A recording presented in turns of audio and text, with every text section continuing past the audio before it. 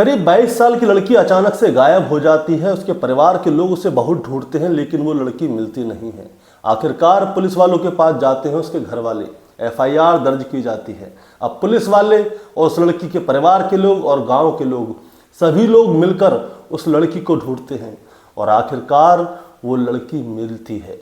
लेकिन वो लड़की जिंदा नहीं होती, वो लड़की मृत अवस्था में मिलती है, जिसके साथ बड़ी ही बुरी तरह से बलात्कार किया जाता है। दोस्तों, जब वो लड़की पुलिस वालों को मिली थी तो पुलिस वालों ने उसकी बहनों से मना कर दिया था कि आप इस लड़की को मत देखिए, क्योंकि आप उसे देख नहीं पाएंगे। इसके बाद क्या होता है, फिर भी उसके परिवार के लोग उस लड़की को देखने के लिए जाते हैं तो उसकी बहन वहीं पे उस लड़की को देखकर बेहोश हो जाती है। गांव की और 2 महिलाएं होती हैं, वो भी उस लड़की की हालत को देखकर दोस्तों बेहोश हो जाती हैं। दरअसल उस लड़की के साथ की ही इतनी गलत तरीके से क्रूरता थी। जब उस लड़की की लाश मिली थी तो मैं आपको बताना चाहूँगा कि उस लड़की के साथ क्या क्या हुआ था और उस लड़की की लाश किस अवस्था में थी। जब उस लड़की की लाश मिली थी तो उस लड़की का सर फोड़ा हुआ था, उसकी दोनों आंखें बाहर निकली हुई थी, उसके प्राइवेट पार्ट्स जख्मी थे, बुरी तरह से खून से लहूलुहान थे, उसके हाथ और पैर तोड़ दिए गए थे। उस लड़की के शरीर पे एक भी कपड़ा नहीं था, उस लड़की के दोनों हाथों को बांधा हुआ था। अब इसके बाद दोस्तों क्या होता है, उस लड़की को पोस्टमार्टम के लिए उसकी लाश को ले जाया जाता है।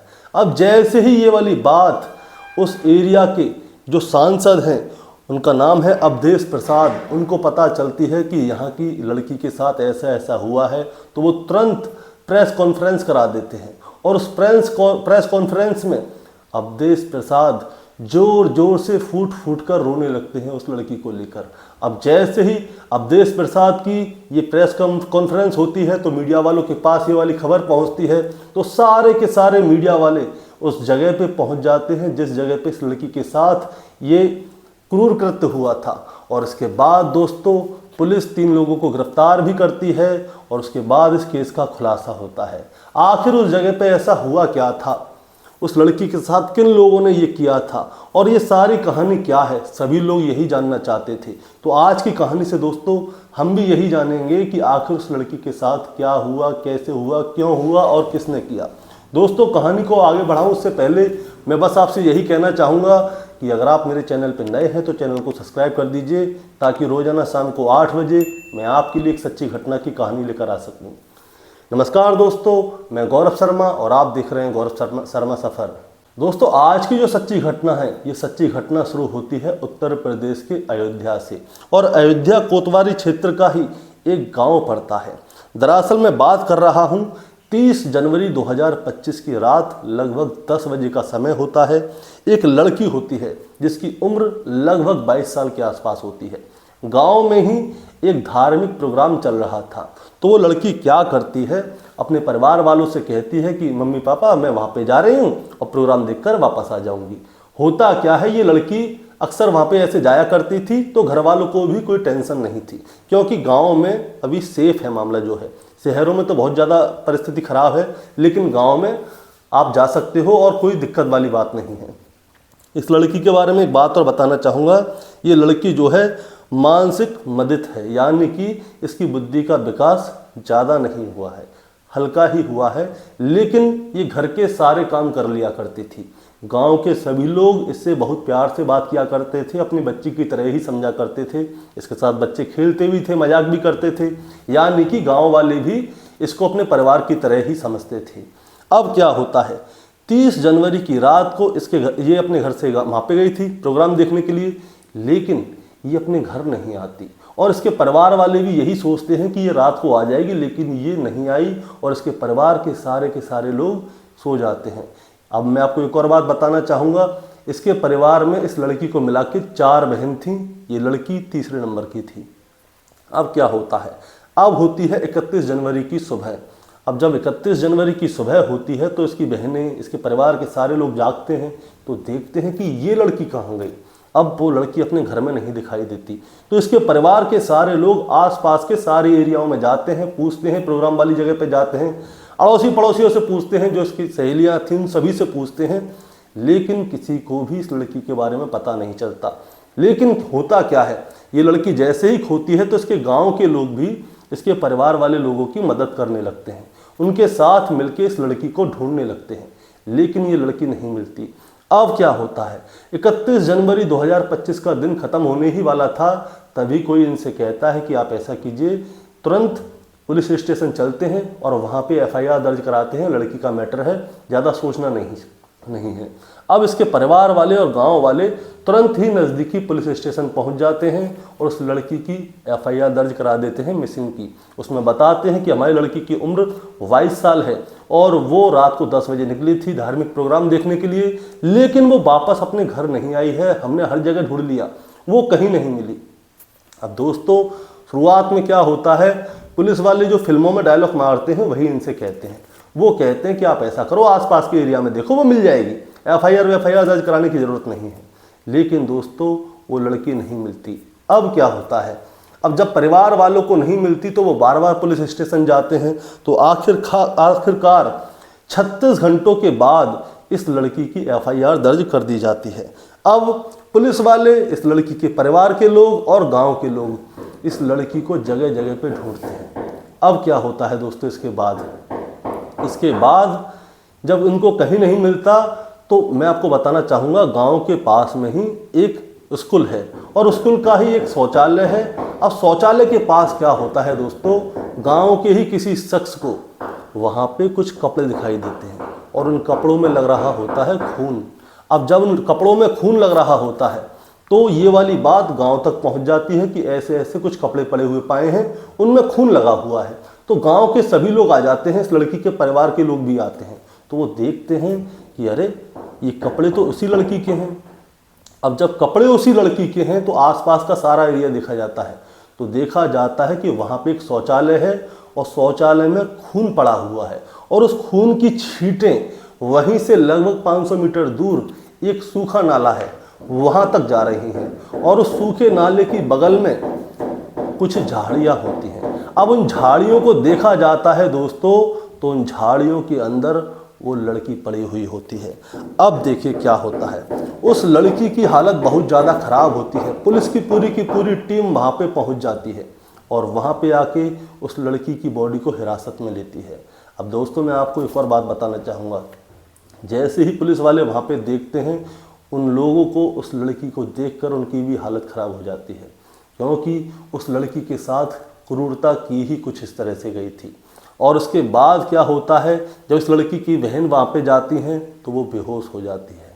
गांव की एक औरत से जब वहाँ पे मीडिया वाले जाते हैं तो वो बताते हैं, गांव की औरत से पूछते हैं कि बताओ आपने क्या देखा, क्या हुआ, तो वो बताते हैं कि इस लड़की के साथ इतनी क्रूरता की जाएगी हमने तो सोचा भी नहीं था। हमारे गाँव की ये बच्ची थी, हमारे गांव में ही हम सबसे बोलचाल होती थी, लेकिन इस बच्ची से हम तो इतना प्यार करते थे, हमको भी नहीं देखा गया। वो औरत भी रो रो कर इंटरव्यू दे रही थी। अब क्या होता है, उससे पूछा जाता है कि वो लड़की की अवस्था कैसी थी, उसकी बहनों से भी पूछा जाता है, तो बताया जाता है कि उस लड़की का सर फोड़ा हुआ था, उसकी आंखें निकाली हुई थीं, उसके हाथ पैरों की हड्डियां तोड़ दी गई थीं, उसके जो प्राइवेट पार्ट थे उनको भी खून से लहूलुहान था, यानी कि वहाँ पे भी बहुत ज़्यादा गलत कृत्य किया गया था। और उस लड़की के दोनों हाथ बंधे हुए थे, एक पैर पे भी रस्सी थी शायद। और क्या होता है दोस्तों, इस लड़की के साथ इतनी बुरी तरह से कृत्य किया जाता है, इस लड़की की पोटी तक निकल जाती है। अब क्या होता है दोस्तों, इस लड़की की लाश को हिरासत में लेके पोस्टमार्टम के लिए भेज दिया जाता है और अब देखा जाता है कि आखिर इनके साथ किसने क्या क्या किया। लेकिन इसके नज़दीक में ही एक विधानसभा में उपचुनाव चल रहे थे, तो वहाँ के सांसद होते हैं अवधेश प्रसाद। जैसे ही उनको ये वाली बात पता चलती है, वो क्या करते हैं, तुरंत ही प्रेस कॉन्फ्रेंस करवा देते हैं और कुछ नहीं करते, सिर्फ प्रेस कॉन्फ्रेंस करवाते हैं और वहाँ पे जाके नौटंकी करने लगते हैं। और नौटंकी आप देख लीजिए वीडियो में क्या है। आप उसकी लड़ाई लड़िए, लड़ाई लड़ी जाएगी, सब लोग साथ लड़ाई को आप लड़ेंगे, उसको न्याय उसके हमें जाने दो दिल्ली लोकसभा में जाने दो। मोदी के सामने हम बात रखेंगे, न्याय न मिला तो हम इस्तीफा दे देंगे, लोकसभा से हम इस्तीफा दे देंगे। हम बचाने में, हम बेटी की इज्जत बचाने में नाकामयाब हो रहे हैं, इतिहास क्या कहेगा। अब नौटंकी करने के बाद तुरंत ही ये वाली बात और भी प्रेस न्यूज़ वालों तक पहुंच जाती है। उत्तर प्रदेश के मुख्यमंत्री योगी आदित्यनाथ भी कहते हैं, क्योंकि भाई वो रो ही इस तरह से रहे थे कि जैसे नौटंकी हो रही है। तो अब क्या होता है, अब इसके बाद ये मामला फैलने लगता है और ये मामला पहुंच जाता है नगीना के सांसद चंद्रशेखर तक। अब चंद्रशेखर भी कहते हैं कि मोदी जी इतनी लड़की बढ़ाओ वाली बात करते हैं, लड़कियों के लिए इतना कुछ बोलते हैं, लेकिन आज मोदी जी क्या करेंगे इस लड़की के लिए? आखिर ऐसा लड़कियों के साथ बलात्कार कैसे हो रहा है? दलित बच्ची के साथ बलात्कार हुआ है ना, इसलिए ये बोल रहे हैं। बाकी किसी के साथ बलात्कार होता है तो नहीं बोलते। इनके अंदर भी कमी है, जो साफ है वो सही है। अब क्या होता है दोस्तों, सीसीटीवी कैमरा की फुटेज से और किसी की मुखबिरी से और जो पुलिस ने जो वहाँ पे वैज्ञानिक जो सबूत पाए थे उनके अनुसार 3 लोगों को गिरफ्तार कर लिया होता है, जिनमें से एक होता है दिग्विजय सिंह उर्फ बाबा, दूसरा होता है विजय साहू और तीसरा होता है हरिराम कोरी। इन तीनों को गिरफ्तार कर लिया जाता है, क्योंकि बताया जाता है, किसी ने मुखबिरी दी थी कि ये लोग ही हो सकते हैं शायद, क्योंकि यही उस इलाके में शाम के समय पे शराब पीते हैं। अब ये लोग शराब पीते हैं और वहाँ पे इनकी कोई सबूत भी रह गया होगा, इसीलिए क्या होता है, इन तीनों को कर लिया जाता है गिरफ्तार और इन लोगों से पूछा जाता है, इनके साथ सख्ती दिखाई जाती है, बरती जाती है, जो भी की जाती है।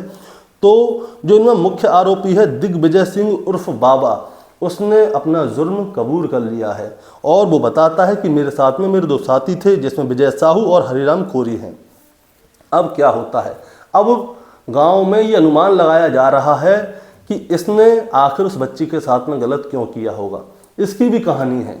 बताया जा रहा है कि आज से लगभग 2 महीने पहले की बात है, इस लड़की के भाई की दिग्विजय सिंह उर्फ बाबा के साथ में लड़ाई हो गई थी और उसने दिग्विजय सिंह उर्फ बाबा को पकड़ के पीटा था।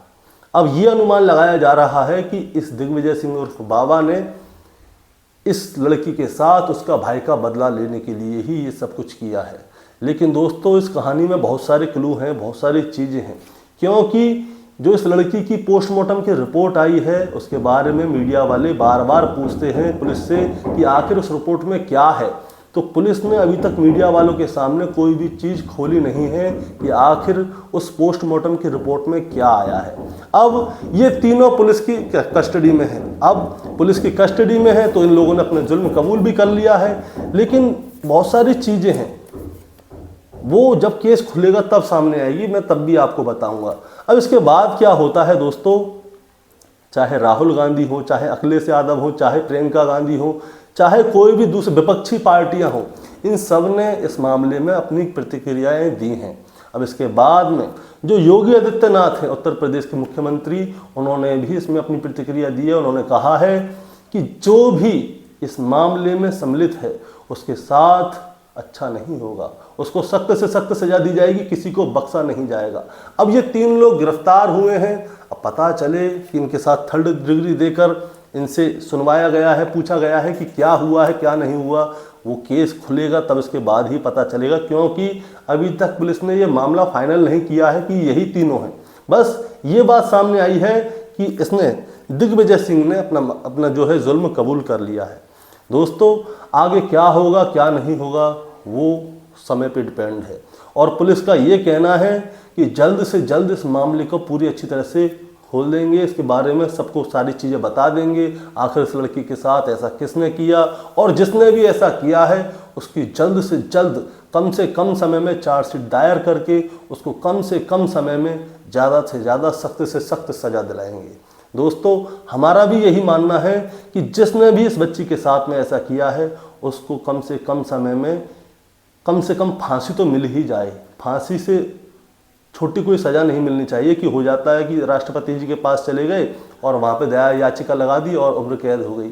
ऐसा कुछ भी ना हो, क्योंकि उम्र कैद के बाद में उसके अच्छे स्वभाव की वजह से उसको छोड़ दिया जाता है। ऐसा कुछ भी ना हो। और दोस्तों, एक और बात, इस कहानी को सुनाने का मतलब आपको परेशान करना या विचलित करना बिल्कुल नहीं है। बस आपको बताना है और जताना है। बताना और जताना ये है कि समाज में इंसानों के रूप में बहुत सारे भेड़िया रह रहे हैं जिन्हें हम पहचान नहीं सकते, लेकिन उनकी कुछ हरकतों से हम उन्हें पहचान सकते हैं।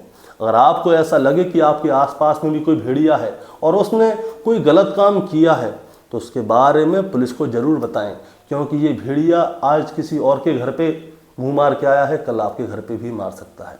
दोस्तों, आपका क्या कहना है इस कहानी के बारे में, आप जरा हमें कमेंट में बताएं। चैनल पे नए हैं तो सब्सक्राइब करके जाएं ताकि रोजाना शाम को 8 बजे मैं आपके लिए एक सच्ची घटना की कहानी लेकर आ सकूं। नमस्कार।